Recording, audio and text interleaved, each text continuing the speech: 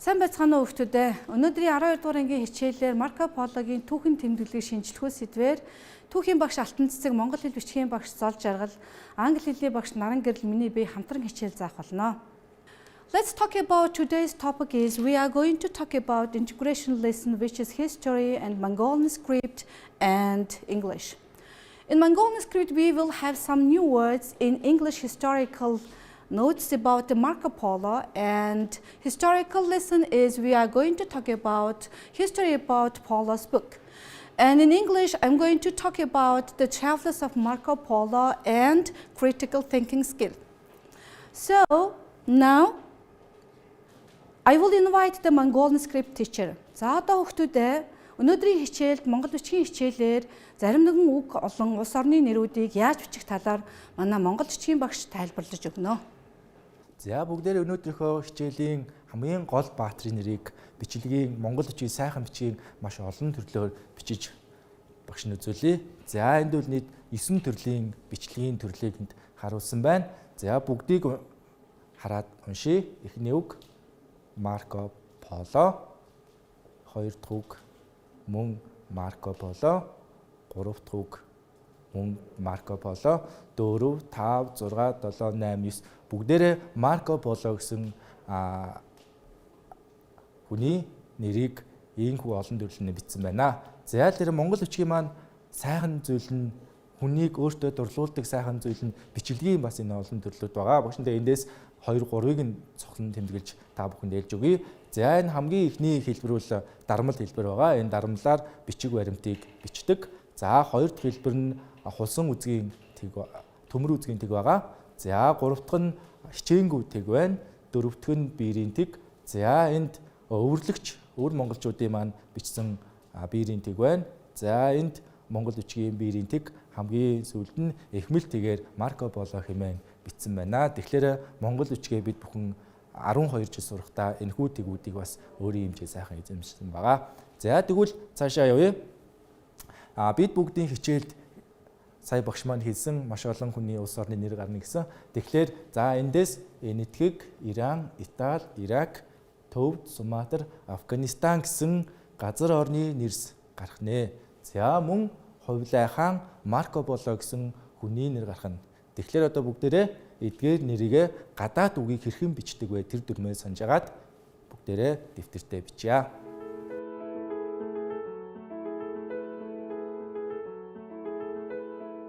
За тэгэхээр та бүхэн маань эхний 2, 3 үгийг бас бичээд амжсан байх. Багштай хамтраад бичиж гадаад үгийг монгол бичгээр бичихтэй яг дуудлагаар нь тэр чигт нь буулгадаг гэдгийг та бүхэн маань мэдж байгаа. За хамгийн Суматар. За Суматар гэдээ бичгдвэл үгийн эхний Т үсгээр бичдэг гэдгийг бас санах хэрэгтэй. За та бүхэн маань айгүй хэвтээтэйгэр бичсэн мэл хэвтээтэйгэр чин гадаад үгний Д үсгийг тэмдэглэдэг байгаа шүү. Тэгэхээр Т үсэг маань ингэнэ. За хоёр дахь нь Энэтхэг дэвсгэр Дтэй бичигдэнэ гэдгийг анхаараарай. За гурав дахь үг Төв бид. Төвд гэдэг үгийг Төв бид хэмээн бичгэнэ. За Энэтхэг гэдэг үгэн дээр үгийн дунд дэвсгэртэй орсон бол Төвд гэдэг үгэн дээр үгийн адагт дэвсгэр Д маань орох нэ. За гурав дахь бас нэлээ. Дөрөвт үг маань бас нэлээ хүнд үг байна. Тэгэхээр бүгдээрээ үйлээд унших юм бол Афганистан. За Афганистан улсын нэрийг ийхүү бичгэнэ. Тэгэхээр за фагийн араас их шиг байхгүй учраас гааг шууд залгасан байна. За гадаад үгний таг босоодлоготой тагаар бичсэн байна. За дараачийн үг нь Иран гэсэн үгийг шууд Иран гэж бичгэнэ. Дараачих нь Ирак гэдэг үгийг Ирак. За үгийн төгсгөлийн К үсгээ бас эргэн санаарай. За хамгийн сүүлийн үг Итали гэдэг нэрийг ийхүү ütсэн байна. За дээрээ мөн Т үсгийн маань 4 минут давхурдаж байна. За дараачийн Марко Поло хувлай эмэх нэрсээ хэрхэн бичих вэ? Бүгдээрээ харъя. Хувлай хааны нэрийг Хувлай хэмээн бичгэнэ. За Марко Пологыг бид нэр сая 9 янзаар бичээд үзсэн учраас Марко Поло гэд гадаад үгэнд О үг охор сүлтэй бичдэг гэдгийг санах нэ. За ингээд энэхүү олон нэрийг түүхийн хичээлдэр хэрхэн давтаж, түүхийн хичээлдэр хэрхэн болох вэ гэдгийг түүхийн багш маань та бүхэнд танилцуулах нэ. За Марко Поло гэж хэн байсан бэ? гэсэн мэдээлэлд хүүхдүүд анхаарлаа хандуулъя. Марко Поло гэдэг маань 1257 онд төрсэн Италийн Венец хотын худалдаачны хүү. Энэ хүү маань хар бага наснаасаа эцгийгээ дагаж, авгахыгаа дагаж маш олон орнуудаар аялан явсан. 1269 онд 12 настайдаа урт аяллыг туулаад Хувилаа хааны ордонд Монгол нутагт аавтайгаа авгахтайгаа хөрөлцөж ирсэн байгаа. За 12 настай ухаан сэргэлэн харсан үзснэ ажиггүй сайн ярьдаг хүүхэд байсныг нь их хаан олзуурхан үзэж энэ хүүхдэд одоо өөрийнхөө үндэсний болон өшөө одоо 3 хэлийн бичиг үсгийг зааж 15 настайгаас эхлэж 17 жил 1272 оноос 1289 онд хүртэл Хувилаа хааны ордноо тэнд алуу хашиж илч төлөөлөгчөөр Азийн олон оронд явсан ийм нэгэн одоо жуулчин байгаа юм аа. За энэ үдсэн харсан олон орноор аялсан бүх мэдээллийг эмхтгэж Орчлонгийн Элдв сонин гэдэг номыг 1298 онд өөрийнхөө төрөлх нутаг Венец хотод очсон хойноо бичиж гаргасан байгаа юм. За энэ ном болвол Монголын түүхийн талаар, бусад орнуудын түүхийн талаар үнэлж баршгүй тийм одоо их сурвалж болдог ийм ховорхон бүтээлийн нэг байдаг. За Марко Пологийн түүхэн тэмдэглэлийг анх 1930 онд их зохиолч Д. Нацагд орж маань герман хэлнээс товчлсон эхийг орчуулсан боловч тэр хэвлэгдээгүй 65 хуудас бүхий гар бичмэл одоо улсын төв номын сангийн фондонд хадгалагдаж байдаг. Харин энэ зохиол бичигдсээс хойш бараг 800-ны дараа Монгол улсын төвч очор эзшин нурав биед орж гэж хүмүүс энэ номыг монгол хэлнээ хөрвүүлж биднэрт одоо хүргэж авчирсан билээ. За тэгвэл Марко Поло яг энд саяны хэлсэн зүйлээ хаагуур аялсан бэ? Аяллаа талаар нь та нар бас төсөөлөд бодоорой.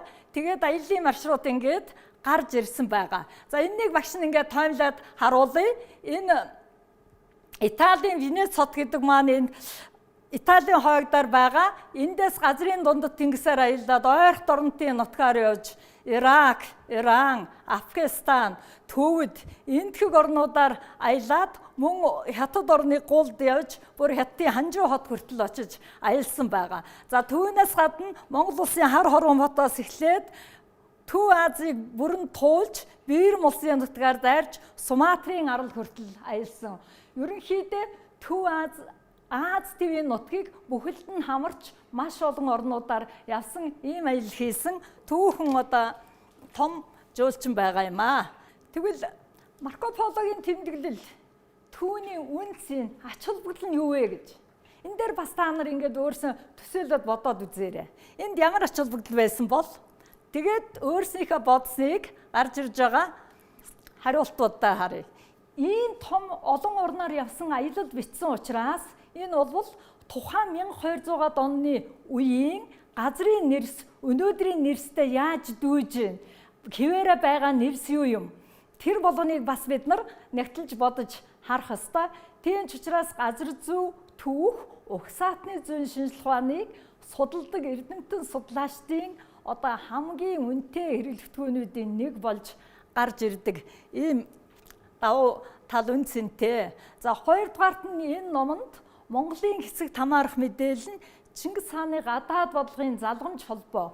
Тухайлбал одоо Пакс Монголих буюу Монголын их амар амгаланг сахих энэ бодлого. Хоёрдугаарт нь дэлхийн олон улсын худалдааны сүлжээ бий болгож худалдаачдын аюулгүй байдлыг хэрхэн хамгаалж байсан энэ бодлого 150 жилийг туулж Хувилаа хааны үе, юун гүрний үед хэрхэн хэрэгжиж байсныг энэ баримтаас харж мэддэг учраас энэ үнцэнтэй байдаг. За энэ саяны багшийн хэлсэн дайны дэлхийн дамар байдлыг тогтоох, эдийн засгийн хөлбөмбөг холбоог сайжруулах, худалдаа төлөөлөгчдийн аюулгүй байдлыг хангах талаар ямар баримтууд мэдээлэл байгааг бид нар дараачийн зүйлээс бас судалж мэдэх болно. За энэ хичээлийг багш нь Монголын түүх талаас нь товч тайлбар хийлээ. Одоо үргэлжлүүлээд англи хэлнийх багшийг урьж байна. Багш маань үргэлжлүүлээд мэдээлэл өргөх болно. Okay, now let's talk about Marco Polo, who he is. So let's talk about the first is autobiography, and he was born in 1254 and in Venice in Italy, and he died in 8 on January in 1324 when he was 69. And after then we will talk about his traveling to Asia. So he traveled to in 1266 to seat of Han in Beijing. So as you know that in historical lesson, my teacher talked about this traveling in Asia. So let's talk about in Mongolia, what did he do? So he traveled from Harhorum to the Sumatra Northern Island, Hangzhou, India, and Tibet and Iran and Iraq. And let's talk about now Marco Polo's travels along the Silk Road.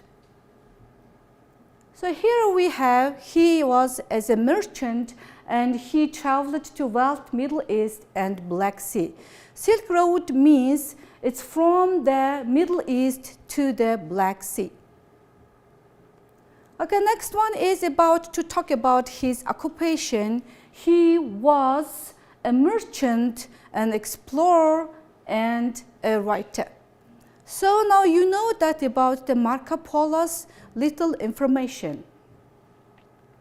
So I have here one quote, which is he said that the multitude of inhabitants is greater than the mind can comprehend. To this city, everything that is rare and valuable in all parts of the world finds its way. The quantity of merchandise sold there exceeds also the traffic of any other place. So in history lesson, she said that about commercial trade, he just knew that. So before the reading text, we will talk about what is the critical thinking. I'm going to explain now the concept of the critical thinking. So I have two definitions is about the critical thinking is, first is, concept of the critical thinking is the careful application of reason in the determination of whether a claim is true. And second, another definition is judicious reasoning about what to believe and therefore what to do is the critical thinking definition.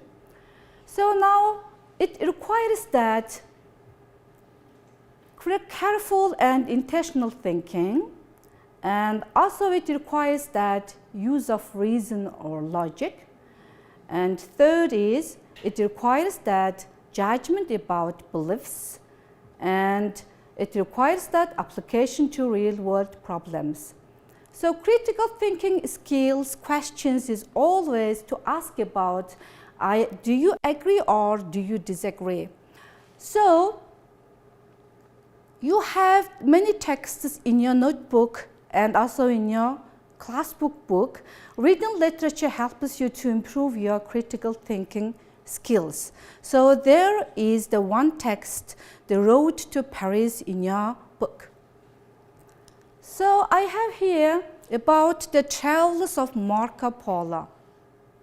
As you know that the history teacher told about that in Mongolia.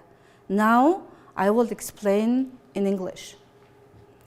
Okay, section 1 is, he was born in Venice in 1254. Marco Polo traveled with his father and uncle to Asia and chronicled his travels.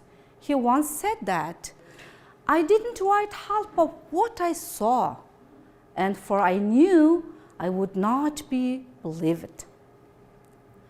Okay, section 2 is about the Marco Polo's travel is, in the year 1271, Marco Polo, a young man in his teens, left home with his father and his uncle to travel across the known world. He wasn't supposed to be a commercial expedition, and he followed the trade routes to the east, becoming some of the West Europeans to experience the vast commercial networks that connected the medieval world economy. Okay, now go on. Section 3 is about Marco Polo's travel. So long before 16th century, when European merchants turned to the sea in an attempt to reach the heart of existing world system, Silk Road was a sense thread that connected the various economies of Eurasia into a vast world system at the eastern end of Silk Road. Okay, now are you ready to section 4? So I'm going to read you again now the next section for section. Section 4 is Marco Polo created with introducing paper money to Europe. Kublai Khan already had done so in China. During his travels, however, he found endless quantities of rare species, and the Mongols reportedly dried milk and while riding would add water to the milk in a flash. So, after reading this text again many times, you will do some critical thinking questions. I have here few questions about the critical thinking. So, you can answer your choice because critical thinking questions is not exact. So, think about that. Who is responsible for Silk Road merchandise traveling? As you remember that I gave you some information and also the history teacher gave you some information, you think about your choice. Okay? Also, I'm going to give you these all questions as a homework, so don't be fast to answer that question. So number 2 is, what could happen if Marco Polo traveled alone? He traveled to the Asia, his father and his uncle, but if he could travel alone, what will it happen? So think about your idea. So number 3 is, why wasn't he supposed to be a commercial expedition? Before answering this question, so please read again the information about history in Mongolian and also in English. Okay, last question is, do you agree or disagree? He is the greatest explorer. Why? It's your opinion. What do you think about that? These 4 questions are critical thinking questions. За одоо хүүхдүүдээ англи хэл дээр үтсэн мэдлэгээ дахин одоо өргөжүүлээд Марко Пологийн түүхэн тэмдэглэлийн тухай манай түүхийн багш үргэлжлүүлэн тайлбарлах болно. За хүүхдүүдээ бид англи хэлнийхээ багшийн ярьсан ирээнээс critical thinking буюу шүүмж асуулт тавих талаар ингээд тодорхой мэдлэгтэй боллоо. Тэгвэл энэ шүүмжил сэтгэн бодох уу түүхийн хичээл дээр хэрхэн яаж амилж явдаг талаар багш нь бас та нартай асуулт тавих, харьцуулан харах их үдийг өгж ажиллуулъя. Марко Пологийн тэмдэглэлд Монголын түүхийн талаар ямар баримтууд байгаа бол гэж та бүхэн бодож байна уу? Тэрнийг бас эндээс харъя.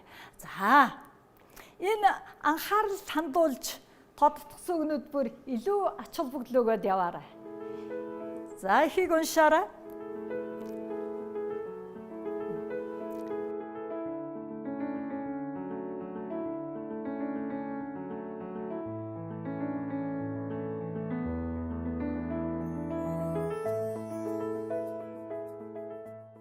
За эндээс 2 үгэн дээр байгаль орчныг хамгаалах бодлого ямар их өмнө үеэс өнөө хүртэл уламжлагдж ирснийг та бүхэн анхааралтай харж байгаа. Тэр үед хинч байсан зөрчил гаргал хатуу цэрлүүлдэг байсан бол өнөөдөр ч гэсэн бид нар байгаль орчны асуудал одоо зөрчил гарвал хуулиар бас энэ дарга хэмжээ авдаг. Гэхдээ яг бидний бүх монгол хүмүүсийн сэтгэлгээнд энэ асуудал нэгмөр цэгцэрсэн билүү гэдэг асуудалд бас шүүмжлэлтэй хандаад өөрсдийнхээ дүгнэлтийг хийгээрэй. За дараачийн сурвалжийг хараарай. За энэ ихийг бас та нар ингээд хараад уншиж.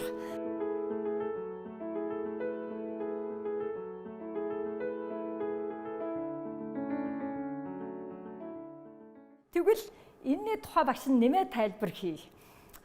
Нийслэл хамт олоныг буюу одоогийн Бээжин тэр үеийн хамт олон гэж нэрлэж байгаа энэ хотод эзэнгүй байгаа юмыг олсон хүмүүс аваачаад тавьдаг тийм тусгай бүр өндөр шон гэх юм уу баг нь босгоод дээр нь өдмөдөр ингээд тэмдэг тавьчихсан хаанаас ч харахад харагдаж байх тийм өндөр тэмдэгтэй ямар нэгэн юм олсон хүн тэнд хүргээд өгдөг бас юмаа гээсэн хүмүүс тэр газар очиж миний юм хүн асраж тавьж юу гэж харж сургалдаг ийм их байсан байгаа. За энэ эхийг энэ эзэнгүй хөрөнгийг хэн ч авч болохгүй гэсэн эхийг одоо Монгол хэлний багш маань үндэсний бичиг дээр хөрвүүлэн ажиллах боллоо.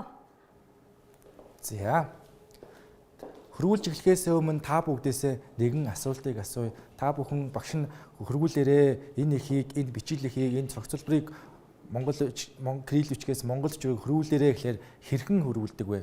Үг нэг бүрчлэн хөрвүүлдэг эсвэл эхлээд нь бүх текстээ бүгдийг уншиж байгаад утгыг ойлгосоо хөрвүүлдэг. За саяын багшийнхаа асуултанд өөрийнхөө бас үнэлгээг өөрийнхөө дүгнэлтийг өгсөн гэж багш нь бодож байна. Тэгэхээр зарим хүмүүсийг хараад байгаа шууд ингээл минь абу олон гэд шууд үгээр нь орчуулад явдаг. Гэтэл зарим хүмүүсд бол эхлээд нь орчуулга хөрвүүлэх ихээ бүгдийг маш сайхан уншаад ойлгоод тэр дотор ямар үг хэллэг байна, ямар мэдгүй үг хэллэг байна, ямар таньдаг үг хэллэг байна, утгыг сайхан ойлгосныхоо дараа хөрвүүлж эхэлдэг байгаа. Тэгэхээр багш нь алийн зөв гэх гээд байгаа бэ гэвэл сая хамгийн хоёр дахь буюу эхлээд нь тухайн хөрвүүлэхээ маш сайхан уншиж, маш сайхан ойлгож тухайн үг хэллэг юу гэдэг бүх зүйлийг нь ойлгосныхоо дараа хөрвүүлэх ажилдаа ороорой хэмээн багш нас та бүхэндээ зөвлөе. За тэгэхээр түүхийн сурвалжуудаасаа бид бүхэн эзэнгүй хөрөнгийг хинч үл авах ба олсон хүн заавал эзэнгүй эд хөрөнгийг сахигч хүнд авчирч өгнө. Хэрв эзэнгүй юм олоод эс авчирч өгвөл хулгайч хэмээн үзэх болно. За энэ баримтыг цогцолбой бүгдээрээ хөрвүүлье. Хөрвүүлэхийн тулд багшаа сая хэлсэн ёсоор агуулгыг нь гол санааг нь ойлгох хэрэгтэй байна. За бид бүхэн гол санааг нь түүх хичээлээрээ ойлгочихсон учраас цаашаа үргэлжлүүлэн явъя. Багштайгаа цуг хөрвүүлэх учраас багшийн шууд хөрвүүлгийг тавилаа. За монгол үчгээрээ хэрхэн галхилах хөрвүүлэх вэ багш нь уншиж өгье. Эзэн үгүй хөрөнгөийг хин чу үлүү авху ба олгсан хүмүүн заавал эзэн үгүй эд хөрөнгөийг сахигч хүмүүнд авчирч өгнө. Хэрвээ эзэн үгүй яакума олгад эсэ авчирч өгбөл хулгайч хэмээн үзэхүү болуна хэмээн хөрвүүлэх нь. За одоо тэгвэл бүгдээрээ энд юун дээр ямар үгэн дээр анхаарах вэ? Ямар зөв бичиг дүрм дээр анхаарах вэ гэдгийг ярилцъя. Хамгийн эхлээд эзэнгүй хэмээх үг байна. Эзэнгүй хэмээн гүй гэсэн нөхцөлийг монгол бичигт үгүй хэмээн тухайн язгуур үгнээс нь салгаж бичихнэ гэдгийг анхаарах нь. За хоёр дахь үгэн дээр хөрөнгө гэдэг үгэн дээр маань энхлэг энэ буюу хоолойн гээ гарч байгаа учраас хөрөнгө хэмээн нгэ хэмээн бичихнэ. За заахын ялгалын хоёр ийг буюу и гэсэн хоёр нөхцөл байдаг. Игшгээр төгсөн үгэнд ийхүү ийг залгана гэдгээ эргээсэн санаарай. За хинч гэдгийг Кирилл бичгтэйг адилхан салгаж бичих нь байна. Үл гэдгийг үлүү хэмээн бичих нь. За ав гэдэг үгний язгуур маань аб гэсэн үг байгаа. Аб гэдэг үгэн дээр хуу нөхцөлийг залгахад, тодорхой холбооны хуу нөхцөлийг залгахад ямарваа нэгэн гиз жиргэлэхгүйгээр шууд залгаж бичихнэ. За ба олгсан.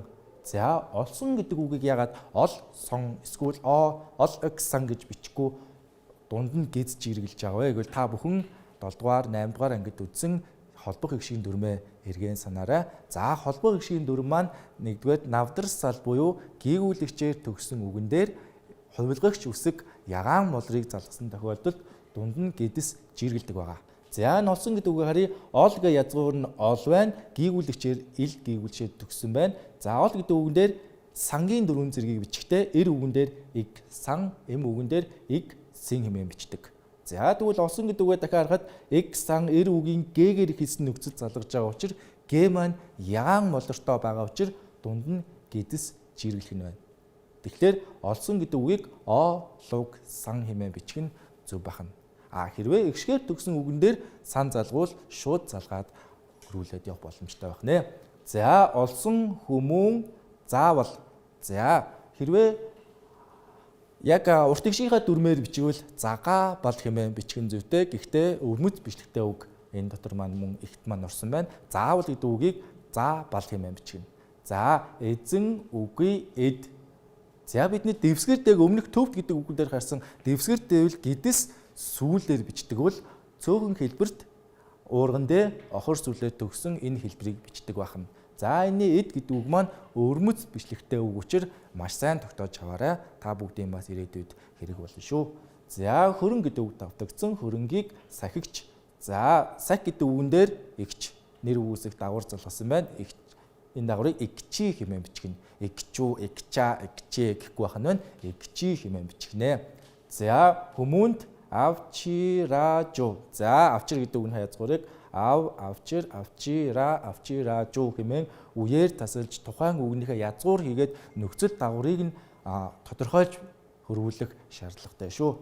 За өгн өг хүү нэ. За энд мөн зүгээр жиргэл гიშгийн дүрм гарахаас гадна бүр үсэг жиргэлж ирсэн бол энд үе жиргэлсэн байна. Хүү үеийг жиргэлсэн байна. За тэр өг гэдэг үг маань гийгүүлэгчээр төгсөн үгэн дээр на ягаан молрыг хэлсэн на залгаж байгаа учраас гиз жиргэлээд өг гэдэг үгэн дээр гиз бус бүр хүү гэсэн үеийг залгаж өгсөн байна. За өг нь хэрвээ эзэн үгүй юм. За юм гэдгийг ягуумаа. Тэгвэл энэ бол дүрс ялгамжтай үг байна. Ягуум гэд орхиц аатай байх юм бол эд юмыг энэ сая хэлсэн эд юмыг ягуумаа хэмээн бичгэн. Эсвэргээрээ би сайн сурагч юм аа, би сайн багш юм аа гэвэл юм гэдэг үгийг л шууд юу эм хэмээн бичгэн. Энэ хоёр үгээ бас сайн анхаараарай. За олуу гад. За ол саяын дүрмээр ол гэдэг үгэн дээр гад залгасан байна. Олсон гэдэг үгэн дээр дүрмийг тайлбарсан учраас багшин цаашаа явъя. Олуугаад эс гэдэг үг эсэ гэж бичгэн. За тэгээд гарахын ялгалтай бас андуурч болохгүй. Гарахын ялгалыг ачаа ичээ хэмээн бичиж дуудана. Авчиражу. За өг бэл. За энд өг бэл өмнөх үндсэн өгхүү нэ хоёр маань өг хэмээх нэгэн язгуур хинээсээ нэг нь гэ бэл шууд залгасан байна. Нэг нь хүү жиргэлсэн байна. Энэ маань нөгөө саяын багшийн хэлдэг жиргэл гიშгийн дүрм буюу холбоо гიშгийн дүрм маань давхар энд явж гинэ гэж ойлгож болох нь. За хуулагайчи хэмээн үзэхүү болуна хэмээн хөрвүүлэх нэ. За бүгдээрээ багштайгаа хамтарч бичсэн хөрвүүлсэн хөрвүүлгээ дэвтэр дээрээ эхлээдний сайхан кириллээрээ бичиж аваад түүний дараа монгол үчгээрээ бичээд 3 дугаарт нь за саяын багшийн хэлсэн дүрмүүдийг маш сайн цээжилж авах нь байна. За ингээ бүгдээрээ дэвтэр дээрээ бичиж авцгаая.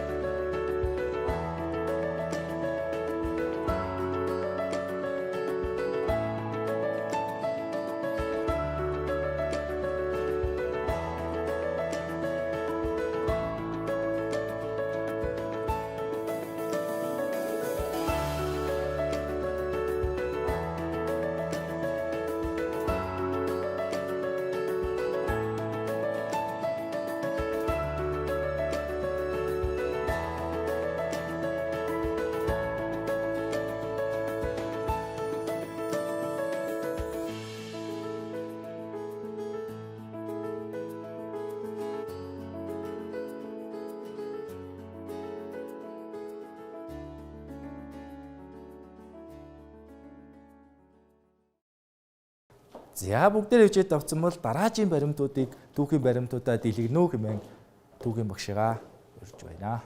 За самбар дээр 2 баримт гарсан байна.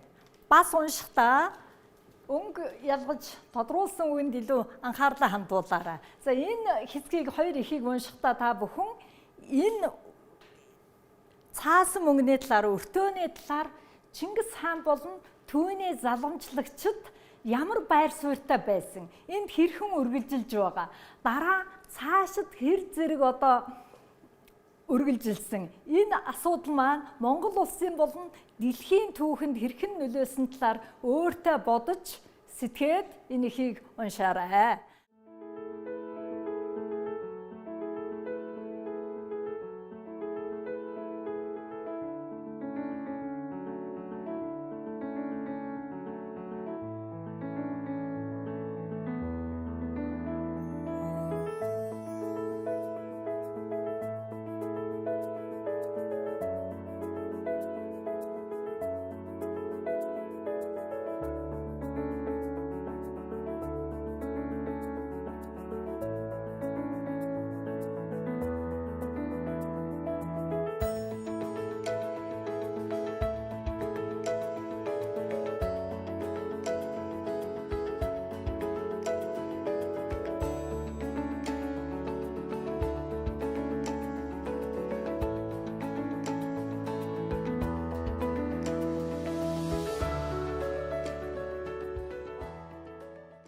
За тухайлбал энэ цаасан мөнгийг гүйлгээнд хэрэглэснээр ямар ч хүн тэрнээс эд бар авч явахгүй учраас айх аюулгүй зорчиж байсан гэж хэлж байна. Энэ нь тухайн үедээ тэр худалдаачдын аюулгүй байдлыг хангах бодлого ингэж хэрэгжиж байсан. Энэ баримтан дээр багшин дахиад нэг зүйл хэлье.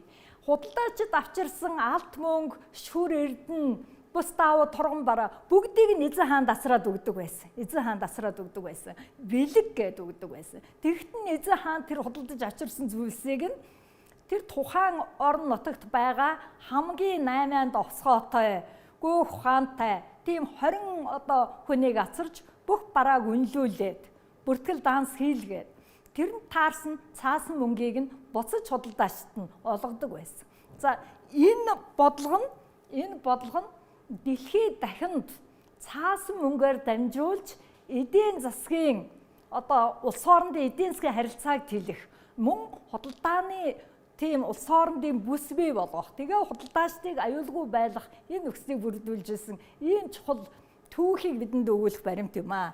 За өртөөний баримтан дээр бас анхаарлаа хандуулаарай. Өртөө хоорондын зай 25 бээр хэртэй газар. Тэгээд энд үнэхээр тэр өртөөний гэр орон ямар тансаг хинээч ая тав тухтай байхыг хангаж байжээ. Нэг өртөөнд 400 морь, нийт өртөөнд 2 бомон морь байсан гэж. Бом гэдэг маань монголоор энэ тооны нэрийг юу гэж хэлдэг вүлээ? Зүйтэй 100 мянгаыг бом гэж хэлдэг. За нийт өртөөнийгээр нь 10 түм гэж өгсөн бай.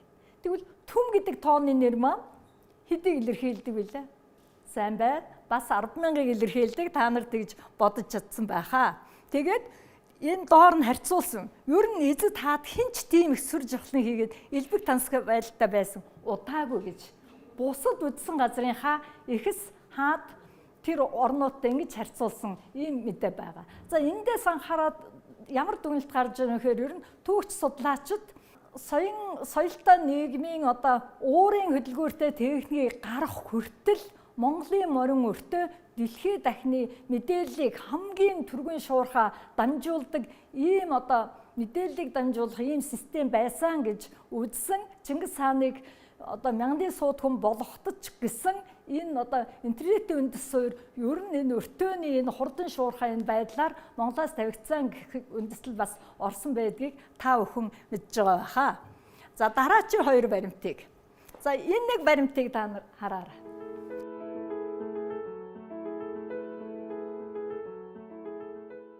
Далайн дээрэмчид зөвхөн энтхэг орчимд ч бас байгаагүй. Газар эзэнт гүрний нутгийг төвөөсөн олон дээрэмчид байсны нэг жишээ нь Илхан тулсад байсан уулын үтгэс гэдэг нэртэй дээрэмчдийн тухай бас Марко Поло өгүүлсэн байна. Энд юу гэж өгүүлсэн бэхээр тэр хүмүүсийг мөн залхаанд цээрлүүлж дарсан тухай баримтыг тавьж өгсөн байдаг. За дараагийн баримт. Мөнх хааны вэлээр ертөнц дахин Дихизэн хааны нэр сүр мөнхчин альва гэмтэн тэрсүүд нар арилан сүнтгөө гэж 100 мянгатын дарга нарын пайзан дээр байсан гэж. Энэ маань Монгол тэр факс Монголынхөө Монголын амар амгалан тогтооход 100 мянгатын дарга хаана явсан газраа ийм тэрслүү гэмтээ хүмүүсийг гисгэн цээрлүүлэх ийм эрхтэй байсныг бас энэ баримтаас харж байгаа. За тэгвэл энэ баримтыг үндэсний бичгээр хэрхэн хөрвүүлэхийг багш маань та бүхэнтэй хамтран ажиллаж заах болно.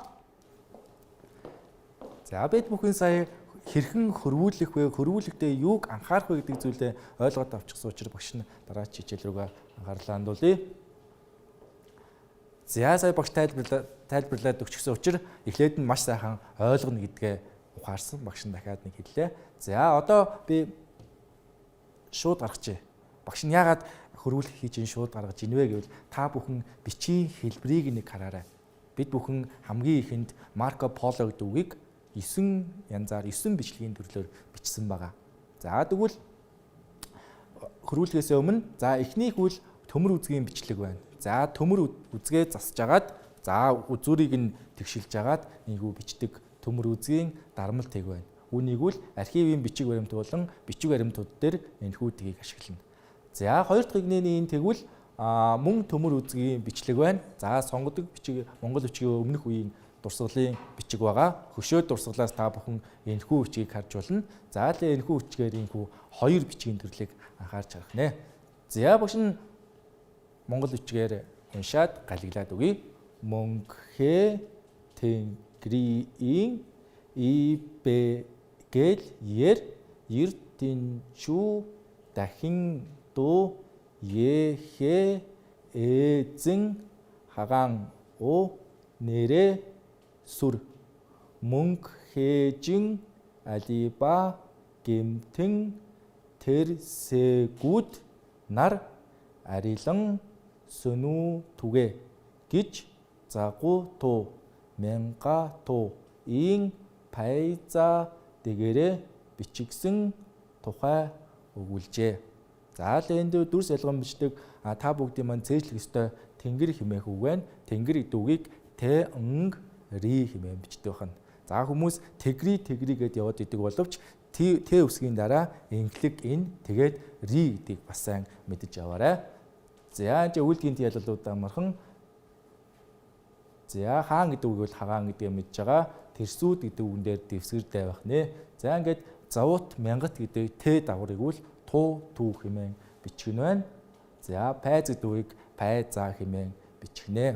Тэгэхээр бүгдээрээ үүнээс цааш монгол бичгээс кирилл бичиг рүү кирилл бичгээс монгол бичгийг хөрвүүлэхдээ хамгийн эхлээд утгыг нь маш сайн ойлгож тухайн чадахгүйгнийхээ хам утга хажуу холбоо үг хам утга өгүүлбэрээр нь бас мөшгөн хөөж хөрвүүлээрэ.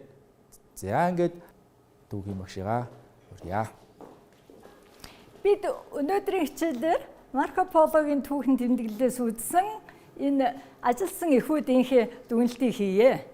За та бүхэн самбар дээр харж байгаа. Хэдийгээр Чингис хаан нас барсан боловч түүний заламжлагчдын үед Хувлай хааны хүртэл 150 гаруй жилийн хугацаанд Чингис хааны бодлого бүрэн хэрэгжиж заламж холбоотой хэрэгжиж байсныг та бүхэн энэ эхээс анзаарч мэдсэн байгаа.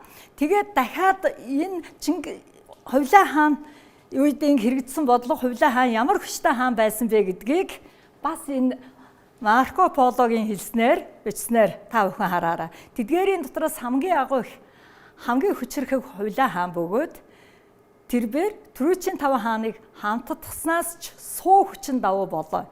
Тэгээд ч энэ ертөнцийн бүх эзэн хаад бүх Христостон Сарицан нарын хаадч илбээд хурч эсхийж чадах тийм үйл хэргийг хэн Хувлай бүтээж чадсан болоо гэж 84 дахь талд тэмдэглэсэн байна. За анзаараад ямар үгийг мэдэхгүй байна вэ гэж 1213 дугаар зууны үед буюу 1298 оны үед Христос шашинтунгуудыг Христостон гэж тон тэн гэсэн хүндэтгэлийн үгээр бичсэн байна. Сарицаан гэдэг нь тэр үеийн Персийн ард түмэн Иран, Иракийн ард түмнүүдийг ерөнхийд нь Сарицаан гэж нэрлэж байсныг бас анзаарч үзээрэй. За дараачийн одоо хичээлийн дүгнэлт хэсгийг манай англи хэлний багш маань хийх юм аа. So, you learned 3 subjects, which is history and Mongolian script and English about Marco Polo's traveling. So, here we learned about the travels of Marco Polo. 50% is in history in English. So, remind your text again and how was the Marco Polo's traveling. So, we learned about also critical thinking skill. What was the critical thinking skill? And I said you the concepts of critical thinking skill. And I gave you the questions which is as a homework. And next one is we talked about Marco Polo's, about in Mongolian and also in English and Mongolian. And you knew that now how many words you wrote in Mongolian script. So I guess you have many words to write in Mongolian script as a place name and also some special person name. Okay, it was about 10%. So let's see now, as a homework, you will do some exercises in your notebook and also from your student book. It will be connected which we learned in history and also Mongolian script. When you are doing your homework, please remind or maybe you can watch again your video lesson as you didn't learn. So, first one is about English true stories, the road to Paris. But here we talked about road to Mongolia, Marco Polo, but here the different text is road to Paris. It's the page number 106 is to exercise 14 A, B, C, D. Okay, next progress check is connected with the critical thinking questions, which is about the read the lesson extract and do exercise 6 and 7, page number 14. So the third one is also you can think about what was the critical thinking concepts and watch again the video and do some critical thinking skill.